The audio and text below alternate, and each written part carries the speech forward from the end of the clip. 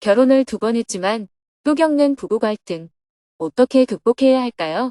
2024년 9월 11일 동티모르 1일째 막사이 사이상 수상자 유제니오 레모스 만남. 안녕하세요. 오늘은 동티모르에서 지속 가능한 농업 시스템을 만드는 퍼마티를 창립하여 2023년 막사이사이상을 수상한 유제니오 레모스님을 만나기로 한 날입니다. 스님은 숙소에서 새벽 기도와 명상을 마친 후 5시 30분에 아침 식사를 하고 브리즈번 공항으로 향했습니다. 브리즈번 정토회 회원들과 해외 지부 지부장, 호주 유럽 지회장이 공항까지 스님을 마중해 주었습니다. 모두 최선을 다한 덕분에 호주에서 강연을 잘 마쳤습니다. 덕분에 잘 머물다 갑니다. 감사합니다. 저는 동티모르에 갔다가 미 서부 지역으로 가겠습니다. 네, 스님, 내년에도 꼭 다시 와주십시오. 작별 인사를 하고 출국 수속을 한 후 탑승구로 향했습니다. 오전 9시 5분에 브리즈번 공항을 출발한 비행기는 오후 1시 20분에 다윈 공항에 도착했습니다. 다시 동티모르 딜리로 향하는 비행기에 탑승했습니다. 곧 비취색 바다 너머 동티모르 섬이 보였습니다. 비행기는 1시간 15분을 비행해 현지 시각으로 오후 3시 10분에 딜리 공항에 도착했습니다. 딜리 공항은 작고 아담했습니다. 기온이 뜨겁긴 했지만 아직 건기여서 많이 습하지는 않았습니다. 도착 비자를 받고 공항 밖으로 나오자 막사이사이상 수상자인 유제니오 레모스님이 반갑게 환영을 해주었습니다. 시골 농부답게 아주 편안한 모습으로 스님을 반겨주었습니다. Welcome to Timor-Leste. 동티모르에 오신 것을 환영합니다. 공항을 나오자 수도 딜리의 타시롤루 공원이 보였습니다. 어제 동티모르의 교황이 방문하여 전체 인구의 절반가량인 60만여 명이 공원에 모였다고 합니다. 인구의 97% 이상이 가톨릭 신자인 동티모르는 인구 대비 가톨릭 비율이 바티칸 시국에 이어 세계에서 둘째로 높은 나라입니다. 많은 인원이 모였지만 큰 사고 없이 무사히 행사를 마쳤다고 합니다. 행사 준비하느라 바빴을 텐데 제가 오는 게 부담이 된 것 같아 죄송합니다. 제가 몇 달 전에 계획을 잡을 때 교황이 오실 줄은 전혀 예상을 못했어요. 아닙니다. 우연이었지만 정말 좋은 인연이라고 생각합니다. 공항에서 숙소까지 운전도 레모스님이 직접 해주었습니다. 매일 먼 거리를 이동하시는데 무척 피곤하실 것 같습니다. 저는 괜찮습니다. 비행기가 더 피곤할 겁니다. 차를 타고 이동하며 레모스님이 동티모르에서 퍼마틸이라는 단체가 하고 있는 일에 대해 간단하게 설명해 주었습니다. 동티모르는 산이 많은 산악지대입니다. 지금은 건기입니다. 저희 단체인 퍼마틸은 동티모르 전역에서 700개의 커뮤니티를 형성하여 활동하고 있습니다. 주로 젊은 사람들이 함께하고 있습니다. 10월에는 전국에서 청소년을 위한 퍼마틸 캠프를 진행할 계획입니다. 물과 자원 관리, 농업, 수산 양식, 그리고 산림농업 분야에 대한 학습과 재미있는 활동을 합니다. 스님도 몇 가지 질문을 했습니다. 동티모르에서도 젊은이들이 돈을 벌기 위해 호주로 많이 가나요? 예, 그렇습니다. 그 문제가 국가에서 걱정하는 중요한 이슈입니다. 제가 여기 오기 전에 부탄을 방문했는데 부탄도 젊은이들이 돈을 벌기 위해 호주로 다 가버려서 시골에 가면 노인밖에 없습니다. 그럼에도 불구하고 동티모르는 인구의 70% 이상이 35세 이하의 청년들이라는 점이 행운입니다. 그래서 퍼마틸 프로그램도 젊은이들에게 초점을 맞추어 진행하고 있습니다. 퍼마틸의 첫 번째 사업이 수원지 복원 사업입니다. 물을 저장하고 지하수를 충전하며 샘터를 재생시키기 위해 연못을 곳곳에 만들고 있습니다. 두 번째 사업은 학교 정원 만들기 사업입니다. 학생들이 야채밭을 가꾸고 음식물 쓰레기 처리, 자연적 해충 방제, 종자 선택 등의 기술을 배우는 것인데 공립초등학교에서 실행되고 있습니다. 모든 학교의 밭을 만들어서 살아있는 학습장으로 만들어가는 일을 하고 있습니다. 동티모르의 많은 청년들이 유럽과 호주로 돈을 벌러 갑니다. 제가 알기로는 2,000명이 넘는 수가 한국에 가서 돈을 벌고 있습니다. 공장에서 일을 하거나 어선을 타고 고기 잡는 일을 하거나 주로 노동하는 일을 많이 합니다. 동티모르에서는 물 부족 현상이 매우 큰 사회 문제입니다. 여성과 아이들이 먼 거리를 걷거나 산을 오르락내리락하며 물을 구해와야 합니다. 그래서 퍼마틸에서는 마을 주민들이 수자원을 확보할 수 있도록 지원하는 일을 하고 있습니다. 지금까지 500개의 샘터를 복원했습니다. 농업용수뿐만 아니라 식수도 부족하다는 얘기네요. 네, 그렇습니다. 내년 10월에는 전 세계 청년들이 참여하는 퍼마틸 캠프를 개최할 예정입니다. 주제는 물을 심고 커뮤니티를 형성하자입니다.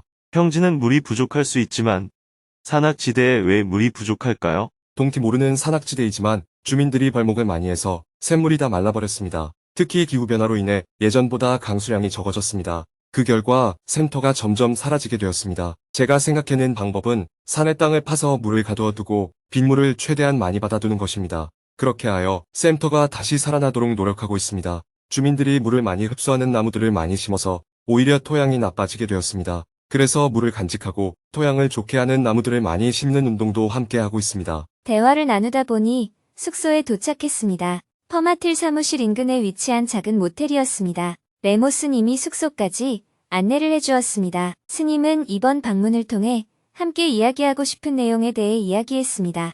제가 당신과 대화하고 싶은 주제는 두 가지입니다. 첫째, 기후 위기 시대에 어떻게 환경을 보존할 것인가입니다. 둘째, 어떻게 하면 빈곤을 퇴치할 것인가입니다. 마침 당신이 두 가지 주제에 대한 실험을 모두 하고 있어서 많은 대화를 나눌 수 있을 것 같습니다. 저도 어떻게 하면 평화를 가져올 수 있는지 스님의 지혜를 많이 듣고 싶습니다. 숙소에 짐을 풀고 정비 시간을 가졌습니다. 해가 저물고 저녁 7시에 레모 스님이 다시 숙소를 찾아왔습니다. 어제 교황 방문 행사의 여파로 인근의 모든 식당이 문을 닫았습니다. 그래서 숙소에서 조촐하게 음식을 주문하여 함께 저녁 식사를 하며 대화를 나누었습니다. 환경 보전과 주민 자립을 함께 실현해 나가는 운동. 먼저 스님이 지금 하고 있는 일을 소개했습니다. 지난번 막사 이사 이상 수상식 때 만났지만 그때 충분히 듣지 못했던 이야기를 듣고자 이곳까지 왔습니다. 유제니오 레모스님의 활동 계획을 듣고 혹시 협력할 수 있는 부분이 있는지 이야기해 보려고 합니다. 필요하다면 동티모르 전체를 답사해 보는 것도 가능합니다. 현재 저는 부탄의 오지 마을에서 기후 위기 시대를 극복하기 위한 대안으로 최소한의 소비만 하면서 살아가는 지속 가능한 개발을 해나가고 있습니다. 레모 스님도 자신이 하고 있는 일을 소개했습니다. 제가 하는 일은 마을마다 수원지를 살리는 일입니다.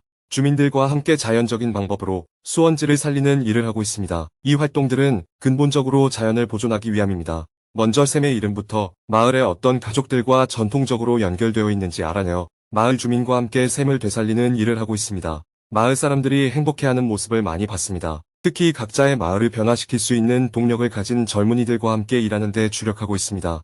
저는 현재 교육부에서도 활동하고 있는데 학교의 새로운 교과 과정을 지난주부터 시작했습니다. 두 분은 대화를 통해 서로 협력할 수 있는 부분이 무엇인지 금방 찾아나가기 시작했습니다. 스님은 마을 개발 사업의 기준 8가지를 자세히 설명해 주었습니다. 제가 하는 마을 개발 사업은 주민들이 자립적이고 주체적으로 자신들의 삶을 개척해 나가는 데에 주력을 두고 있습니다. 그 과정에서 물질적으로 부족한 부분이 있으면 약간의 지원을 해주면서 주민들과 함께하고 있습니다. 스님의 말씀을 그대로 받아 적고 싶은 마음입니다. 이미 유제니오 레모스님이 하고 계신 일입니다. 지난 막사 이사 이상 시상식에서 발표하시는 내용을 듣고 공감대가 형성되어 제가 여기에 오게 된 것입니다. 다음에 방문하실 때는 더 많은 부분을 보여드릴 수 있도록 준비하겠습니다. 학교에 텃밭을 만들고 있는 곳도 보여드리고 싶습니다. 좋은 생각이네요. 제가 어린 시절에는 학교에서 텃밭을 가꿔서 수확한 농작물로 점심 급식을 했습니다. 지금은 학교에서 아이들에게 텃밭 가꾸는 건 물론이고 청소도 안 시킵니다. 겉으로 보기에 발전한 것처럼 보일지 모르나 아이들에게 자립심을 키워주지 못합니다. 2015년에 학교 텃밭 프로그램을 시작했을 때 반대하는 세력이 많았습니다. 부모님도 반대하고 선생님들도 반대했습니다. 시간이 지나 텃밭을 통합교과 과정으로 합치면서 반대하던 사람들이 이해하기 시작했습니다.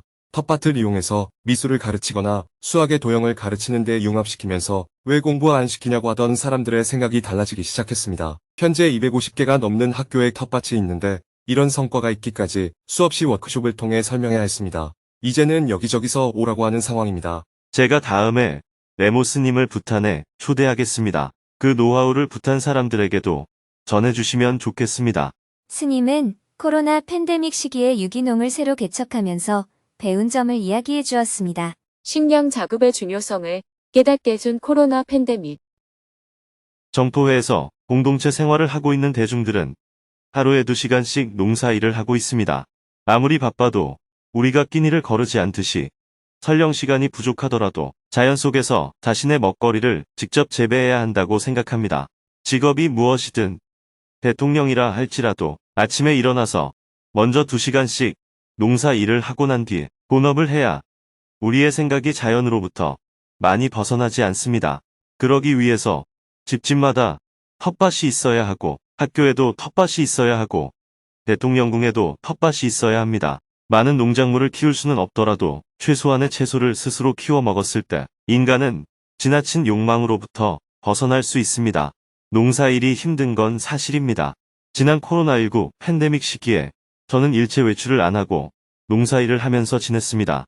제초, 제와 농약을 안 쓰는 유기농을 했더니 풀이 너무 많이 자라서 힘들었습니다. 코로나19 때 저와 가족도 마찬가지였습니다. 코로나19를 겪는 동안 부정적인 부분이 많았지만 긍정적인 부분도 있어서 많은 것을 배웠습니다. 시골에 살고 있는 저희는 도시로 갈 수 없게 되었지만 물을 보존하고 농사를 지으면서 주변 사람들과 행복하게 지냈습니다. 오히려 도시에 사는 사람들이 어려움을 많이 겪었고 도시 밖에 사는 사람들이 살아남았습니다. 농사일을 하지 않는 도시에서는 가게 문이 닫히자 음식을 구하기가 어려웠기 때문입니다. 저는 도시 외곽에 살고 있어서 운이 좋았지만 어머니가 도시에 계셔서 음식을 가져다 드리곤 했습니다.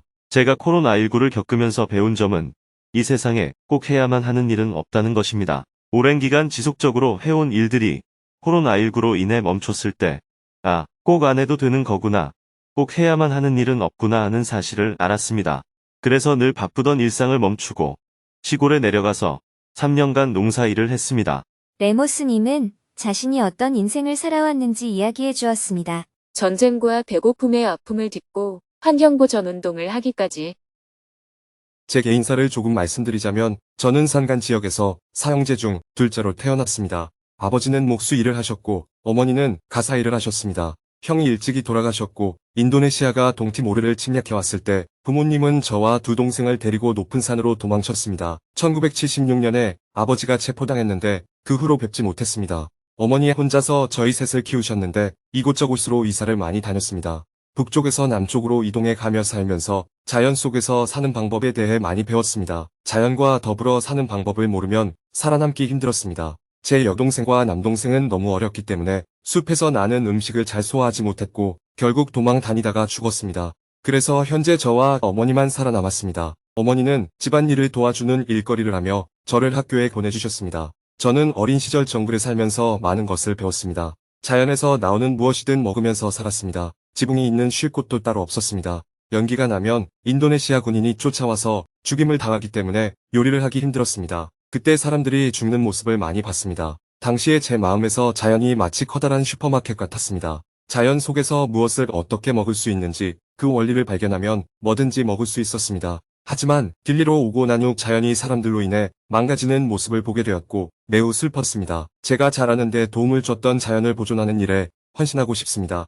제 이야기를 젊은 세대들에게 많이 해주고 싶습니다. 저는 직접 작곡해서 노래로 이 슬픈 이야기를 전하고 있습니다. 특히 교육을 통해 젊은 세대에게 동기부여를 하고 있습니다. 유제니오 레모스님에게는 고통의 기억이겠지만 그 경험은 오늘의 당신이 있게끔 만든 좋은 학습이었습니다.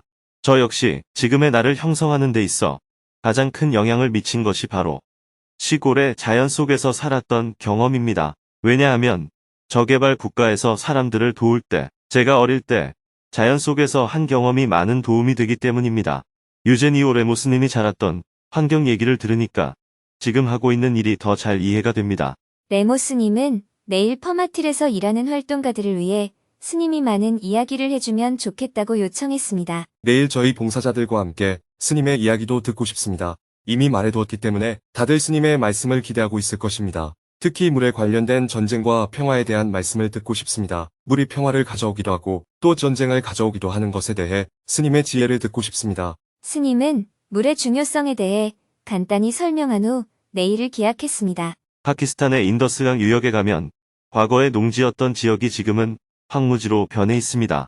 왜냐하면 히말라야의 빙하가 많이 녹아 없어져 버렸기 때문입니다. 강물의 수위가 낮아지다 보니 수로보다도 강물이 낮아져서 수로가 제 역할을 못해 일어난 일입니다. 방글라데시는 강 수위가 낮아지니까 거꾸로 바닷물이 강으로 흘러들어오면서 염분으로 인해 농사를 못 짓게 된 상황입니다. 이렇게 물은 곧 생명과 직결됩니다. 폭우나 가뭄과 같은 자연재해로 인한 피해도 크지만 장기적으로 봤을 때 기후 위기로 인한 물의 변화가 우리에게 큰 위협이 될 것입니다. 북한에서는 땔감 부족으로 산에 나무가 없어서 비가 조금만 와도 홍수가 나거나 또 가뭄으로 큰 고통을 받고 있습니다.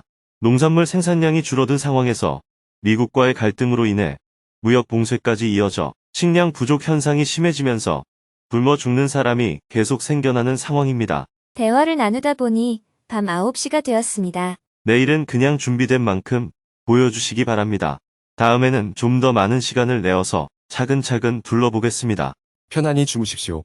내일 뵙겠습니다. 내일 일정에 대해 간단하게 공유한 후 대화를 마쳤습니다. 내일은 오전에 퍼머틀 활동가들을 만나 대화를 나누고 오후에는 물 복원 현장을 답사한 후 저녁에는 레모 스님의 어머님 댁에서 이후 협력 방안에 대해 논의할 예정입니다. 오늘은 법문이 없었기 때문에 어제 브리즈번에서 열린 증문즉설 강연에서 질문자와 스님이 대화를 나눈 내용을 소개하며 글을 마칩니다. 결혼을 2번 했지만 또 겪는 부부 갈등. 어떻게 극복해야 할까요? 저는 2번 결혼했습니다. 처음에 국산품으로 시작했다가 이혼 후의 수입품은 좀 다르지 않을까 하는 생각에 외국인과 2번째 결혼을 해서 가정을 일구고 있습니다. 하지만 이 수입품도 11년을 쓰다 보니 민감한 성격들이 보이고 있어요. 국산품에 너무 호되게 당해서 2번째 결혼 상대자에게는 제 기대치를 아주 낮추었습니다. 수입품은 설거지는 해주는구나 하는 마음으로 11년 동안 결혼 생활을 유지하고 있습니다. 그런데 남편이 나이가 들고 힘이 드는지 계속해서 불평을 늘어놓고 있습니다. 그리고 설거지조차 안 하려 듭니다. 아이들이 5살과 7살인데 아이들한테 왜 설거지를 안 시키느냐 하고 잔소리를 하기 시작했습니다. 많이 내려놓고 사는 덕분에 가끔씩 남편의 잔소리를 듣고 있을 때마다 아, 오늘도 이렇게 지랄을 하십니다. 감사합니다 하고 생각하며 넘깁니다. 하지만 이렇게 계속 살 수 있을지 정말 모르겠습니다. 어떻게 하면 행복하게 살 수 있을까요? 질문자의 사연이 얼마나 복잡한지는 잘 모르겠지만 설거지를 안 해주는 정도만으로는 같이 못 살 수준은 아니라고 봅니다. 그리고 남편이 자기 아이들한테 잔소리하는 것에 질문자가 관여할 필요도 없습니다. 남편이 5살과 7살 아이들한테 설거지를 시키려는 생각은 아이들의 장래에 좋습니다. 설거지나 방 청소를 어려서부터 배우면 커서 자립하는 데 큰 도움이 됩니다. 사실 질문자가 그렇게 해야 되는데 질문자는 아이들을 마치 애완용 동물처럼 키우니까 남편이 그렇게 하는 거예요. 많은 사람들이 이런 소소한 문제를 시비해서 같이 못 살겠다는 결론에 도달하는 경우가 많습니다. 그래서 큰 틀에서 별 문제가 없으면 그냥 내 주장을 내려놓고 사는 것이 좋습니다. 집에 있는 돈을 주식이나 코인에 투자해서 다 날려버렸다. 마약을 한다. 매일 술을 먹고 행패를 피운다. 다른 여자와 바람이 나서 돌아다닌다. 이런 경우에 비하면 질문자의 남편은 그리 큰 문제가 있는 게 아니에요. 남의 눈에 티끌을 보기 시작하면 끝이 없습니다. 그래서 예수님께서 자기 눈에 대들보는 못 보고 남의 눈에 티끌은 본다 하고 말씀하신 거예요. 티끌 같은 사소한 것을 자꾸 대들보인 양 과장해서 쳐다보지 마세요. 남편이 자녀들을 나무라는 것에 대해서도 간섭하지 말고 너희들끼리 잘 노세요 하고 내버려 두세요. 질문자는 그냥 설거지를 큰아이가 하든 작은아이가 하든 남편이 하든 누가 하든 설거지만 하면 된다. 나와는 아무런 관계가 없는 일이다. 이렇게 생각하면 됩니다. 그런데 제가 남편에게 식기세척기를 사용하라고 하는데도 그걸 사용하지 않고 자꾸 아이들에게 잔소리를 합니다. 어떻게 잔소리를 하는데요? 아이들한테 설거지를 시키라고 잔소리를 해요. 남편의 제안은 환경적으로 아주 좋은 제안이에요. 농담이 아닙니다. 정토에는 설거지를 3단계로 해요. 물을 3통 받아놓고 그릇에 남은 지저분한 것을 버린 후 첫 번째 통에서 씻고 두 번째 통에서 헹구고 세 번째 통에서 마지막 헹굼을 해요.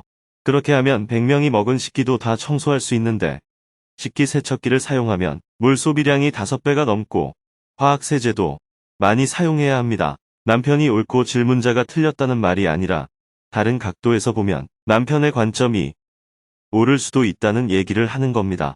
질문자가 볼 때는 남편이 문제지만 남편이 볼 때는 질문자가 물을 너무 낭비한다고 볼 수 있어요.